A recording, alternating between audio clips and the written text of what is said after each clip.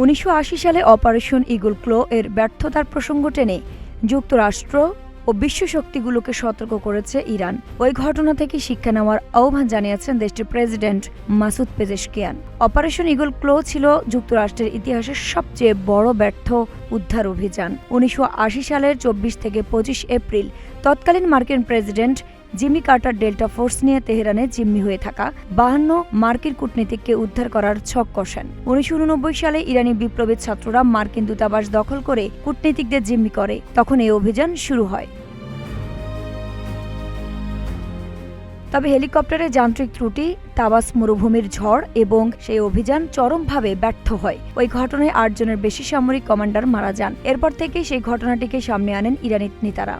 যুক্তরাষ্ট্র এরপর থেকে উদ্ধার অভিযানে আরও সতর্ক হয়। গতকাল শনিবার তাবাস মরুভূমি সেই ব্যর্থ মার্কিন সামরিক অভিযানের বার্ষিকীতে বিষয়টি সামনে আনেন পেজেশকিয়ান। ইরানি প্রেসিডেন্ট সতর্ক করে বলেন, এই ঘটনা দেখিয়েছে উচ্চতর শক্তির সামনে সামরিক শক্তির সীমাবদ্ধতা কতটা।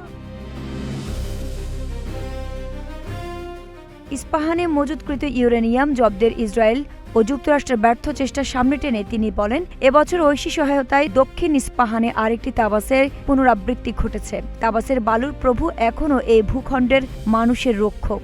ইরানের প্রেসিডেন্ট আশা প্রকাশ করেন, এমন ঐতিহাসিক পরাজয় বিশ্বজুড়ে অহংকারী শক্তিগুলোর জন্য শিক্ষা হয়ে থাকবে। আইরিন হাসান, নাগরিক প্রতিদিন।